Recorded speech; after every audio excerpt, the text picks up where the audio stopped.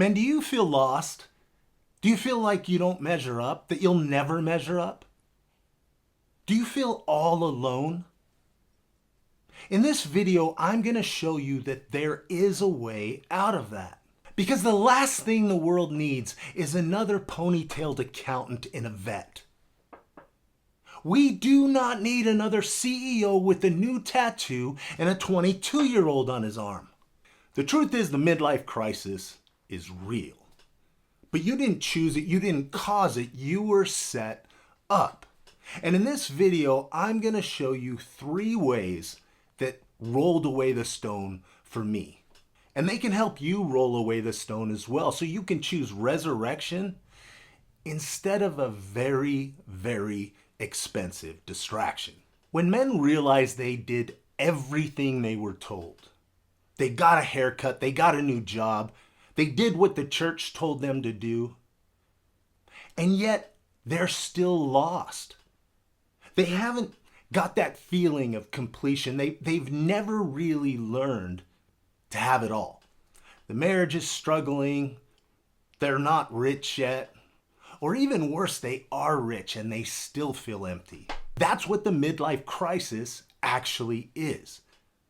It's recognizing that you've worn all the masks that you were taught to wear and you still didn't wind up happy. You didn't wind up satisfied. And when you get to that point, when you get to that place of brokenness, when you wind up in that tomb, you have to make a choice. Too many men in the second half of life, they choose a costume change instead of digging into that death. And if you do that, you never resurrect. When everything else stops working, it's time to choose resurrection. And the only way to get to resurrection is through the cross and through death. Look, you can't escape this midlife crisis. All you can do is whine about it, try to run from it, or accept the fact that it's time to pick up your cross, to follow Jesus into death. And that is the only way resurrection is going to happen. Midlife crisis or midlife death. You get to choose. But I chose wrong. And I wound up in that space of brokenness. I wound up in a crisis. I learned the hard way, which is basically the only way I ever learned because I'm an idiot. But the things I learned, I want to share with you. So stay with me because I'm going to show you what I learned when I hit that bottom. I've been a pastor for 35 years, but I've also been a construction worker, a former MMA fighter, a jiu-jitsu black belt, a repo man. I've done all the things that were supposed to make you feel like a man, but in the end, I failed. If you're a Christian man over 40, go ahead and press that subscribe button. I'm not going to play any alpha bro bullshit. I'm not going to teach you some nice guy theology. All I'm going to do is challenge you to finish well. If you want to avoid buying a new motorcycle or getting a divorce, I'm going to share 3 truths that together are going to help you grow out of this midlife death. They're going to help you roll away the stone because they helped me. But the third one is the key to all the rest. And it has to be third. It has to be the third one. But if you're not going to stay for the whole thing, skip ahead and watch truth number 3. You have to get this. But if you've got an extra 8 minutes or so, let's go through all 3 of them. Now, the first one, we have to be initiated. And this truth has been recognized in every culture in the entire world before the Industrial Revolution. And in some cultures, it's still going on. If nobody tells you what a man is, if no one sits you down and teaches you what masculinity is, If someone never tells you that boy has to die because now you are a man, how are you ever going to leave the boy behind? Now, the truth is we know this deep down in our soul, and we search for, well, shitty ways to fill that, right? We say, well, when you get laid, you're a man. When you get a new car. When you get a house, when you get married. We have all of these things that say now you're a man, except no man actually told us what that means. If you look at gangs, they call you in. In a lot of them, you still get jumped in. They beat the hell out of you and make sure there's no quitting you. And if you get through that, then you can put the patch on. That's initiation. In Fight Club, we see the same thing. Men that don't know who they are. They've done all the things that they were supposed to do. And yet, they still feel lost. They still feel alone. They still feel like they're not enough. So Tyler Durden invents this initiation. He invents a way that you can really become a part of the tribe and become a man. And in this movie, which if you haven't watched, you really need to watch it. It's about manhood and how we do anything to be initiated. In the movie, if this was your first time, if this was your first visit, you have to fight. See, you can't be a part of the tribe until you fight. After this initiation, you were part of the Fight Club. In this movie, Chuck Palahniuk teaches us what happens when men never get initiated. As a freshman, I wrestled. And part of the wrestling team is, going through the workouts, learning the stuff, sparring every day. But then there was this one day. It was after the Christmas break where practices weren't quite as hard as they usually were. And we went to a tournament in Las Vegas over New Year's Eve. So that was a lot of fun. None of us had to cut weight. It was just a chance to get away. But when we got back, the first practice when we got back, Coach initiated us. The season starts now. And literally, he beat the shit out of us. 5-mile run straight into the gym. Started wrestling matches. We were working harder than we ever worked before. And then he went around to every single circle and took each one of us and demolished us. Just smashed us. Threw us, pinned us, just made us feel like children. And then when all of that was over, he turned off the lights and everybody hit the mat. And with the lights off, the coach walked around the room and he explained to us that season started now. Now we were really wrestlers. Now we were really the Titan wrestling team. That during the season, our first job was to God. Our second job was to our schoolwork. And our third job, before family, before friends, the third most important thing in our entire lives was wrestling. And then he had us all get up. He turned the lights on and he ran us through the worst end of practice that I've ever seen.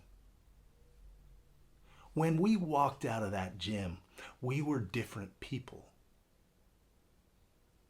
Coach knew that if we were going to really be the wrestling team, we had to go through that initiation and we had to be told, you are the people that are going to go on that mat and represent this school.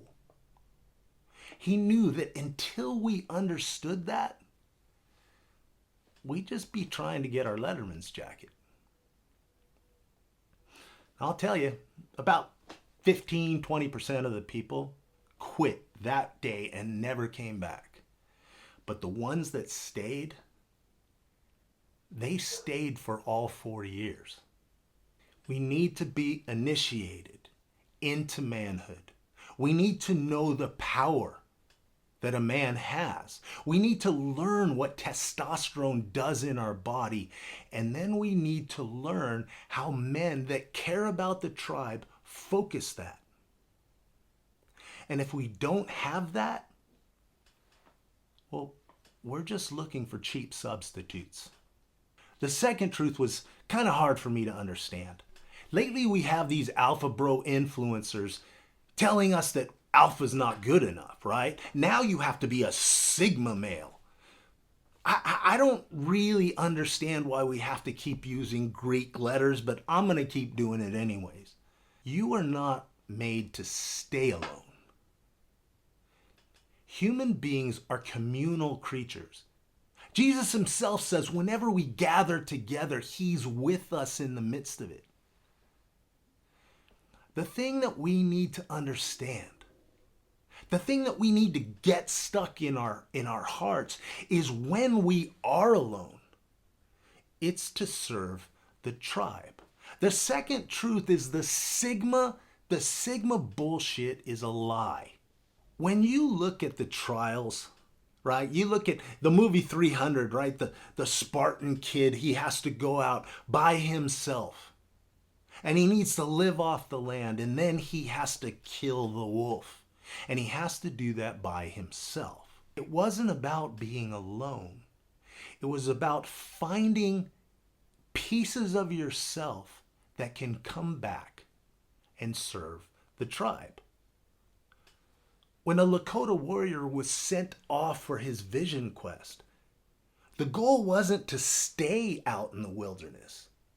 The goal was to go out into the wilderness and to stay until you realized who you were, your place in the tribe, and what God wanted from you. Now look, in America, we're taught a man has to pull himself up by his bootstraps, which is actually impossible, just in case you didn't know. We're taught this rugged individualism, that a man is the king of his castle, that a man determines his fate. Look at David. David's in the cave of Adullam, right? He's hiding out in the cave. He's fearing for his life. What he learned there was for Israel. What he learned there was to prepare himself to be the king, not to be satisfied in the cave. It's only when we recognize, we truly know who we are, and we can take that and bring it back to the community we live in. Biologically, we are made to be part of a family, and you read that in the scriptures. In Ecclesiastes, it tells us that two are better than one, that a threefold cord cannot be broken. My friend Dave Andrews said, you know that one guy on the softball team, the one guy in church, that one guy that you think, man, this place would be perfect if it wasn't for that asshole. Well, there's someone in the community, there's someone on the team that thinks you're that asshole. It's learning how to deal with the asshole that allows us to deal with ourselves. Now, this is the third truth. I told you this is the most important one, and I meant it. Now, you got to go with me just a little bit so you really understand what I'm saying. But the first thing that you have to realize is the grave doesn't tell you who you are. The pit does not define you. The midlife crisis does not tell you who you are. It tells you who you aren't. When you hit that grave, you begin to realize that all of the masks that you have been wearing,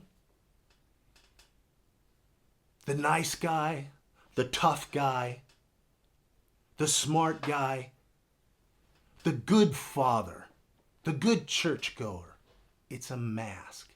It's fake. It's pretension. Tell me that this isn't true. If they knew the real me, they would not accept me. If they knew what I really thought, if they really knew what I do when no one else is around, what I want to do when I'm laying in bed at night, if they knew that, they would not love me, they would not accept me, they would think that I'm a monster. Midlife crisis is basically when we realize that we've never been loved because we've never shown ourselves. All the people that love us, we know inside that they don't really love us. They love a mask that we've been wearing. They love a character that we've been playing. Midlife crisis shows you who you're not. And like I said, at that point you make a choice. You make a choice to say, all right, fuck it. I'm not putting any more masks on. I'm going to walk into the fullness of who God made me to be. The Hugh Hefner mask is not going to make you feel happy. The new motorcycle is not going to make you feel complete. I don't care if you have a six-pack. You're not going to feel complete inside. You're not really going to feel like a man until you realize that that new mask is just a prettier mask, a more expensive mask. The affair is not going to help you. The Lambo isn't going to make you feel like you arrived. How many people reach the pinnacle of success and still feel empty? The pit shows you who you're not. And if you choose to put on a new mask and say, maybe this one will work, you're destined for failure again. And the Alpha Bros tell you, if you just do it harder, if you just do it faster, if you're more disciplined, if you grind it, you will become everything that you ever wanted to be. The problem is, our balls betray us. They stop pumping out testosterone, which helps us heal, which helps us have more energy, which causes us to be aggressive and adventurous, which makes us fight for where we want to be. The alpha male lie is that in the second half of life, all you need is that alpha energy.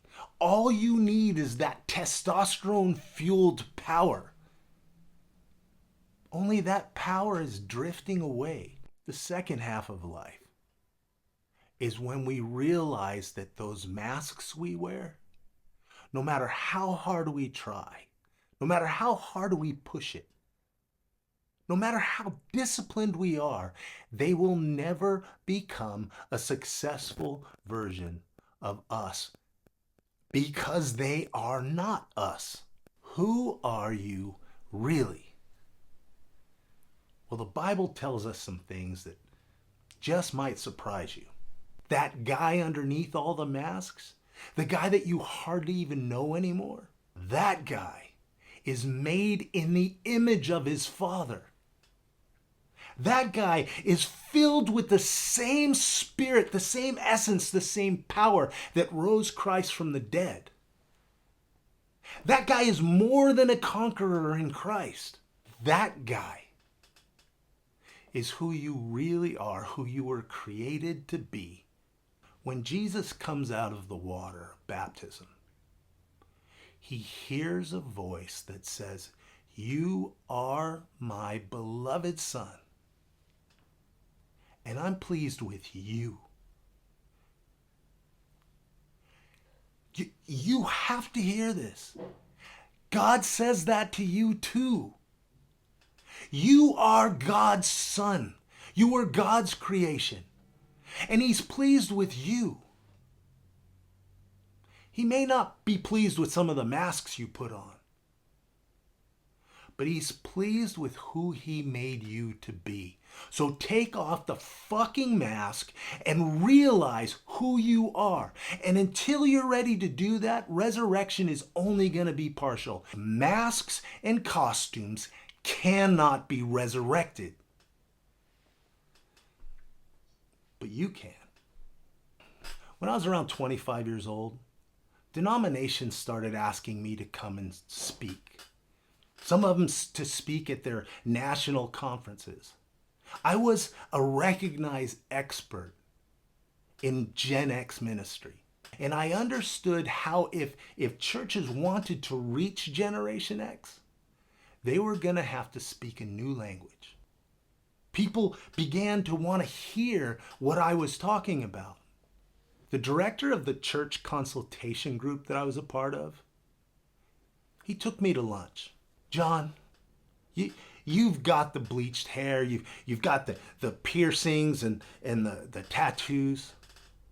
You're something different. You're something that the denominations have never seen before.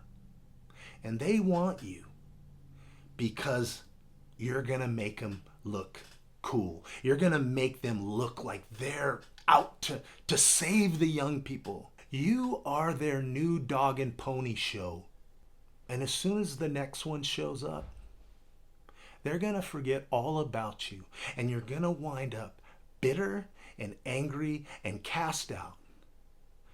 And if you follow that path, I don't think you'll even be in ministry in 5 years from now. Now, I know what he was trying to do. I know what he was trying to save me from. But the way that he did that, it crushed me. I spent the next 20 years of my ministry trying to not be the dog and pony show, trying to not be the leader that the world needed at the time. I started house churches where everyone had an equal say. And I still believe that's important. But when I stopped being who I am, because I'm afraid of becoming bitter and angry and lost, you know what happened? I became bitter and angry and lost. If that director would have said, John, this is going to be hard, but I believe in you, and I'll be right with you the whole time. The world needs what you have, John. The church needs what you have. And so you go give it. But I'm telling you right now, it's going to be hard. But I'll be with you. It's when we recognize who we are that we can climb out of that pit into a new life. I read a book called Finding Meaning in the Second Half of Life. And in that book, it told me those dreams you had, those visions, those things of your youth that made you come alive and have fire inside, you've convinced yourself that you can't do that.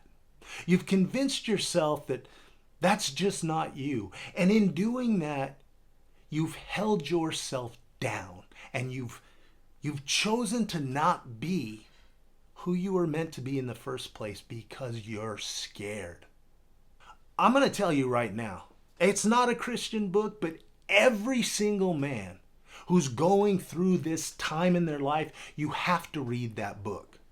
Finding Meaning in the Second Half of Life by James Hollis. It will help you to understand who you are, how you got there, and what the future has in store for you. Because if the future is just wearing a new mask, you're never going to experience love and connection and satisfaction. When this video's over, I want you to go in the comments. I want you to go in the comments and I want you to tell me what mask you're refusing to wear anymore. It doesn't have to be a confession. I'm going to stop being the alpha bro. I'm going to stop being the toughest guy in the room. You're not in crisis. You're in a grave. And the choice you make now is going to make all the difference. A Harley's not going to help you. An affair is not going to help you. A Corvette, a new Bible reading plan, it's not going to help you. The only thing that's going to help you climb out of this pit is to realize what it means to be initiated.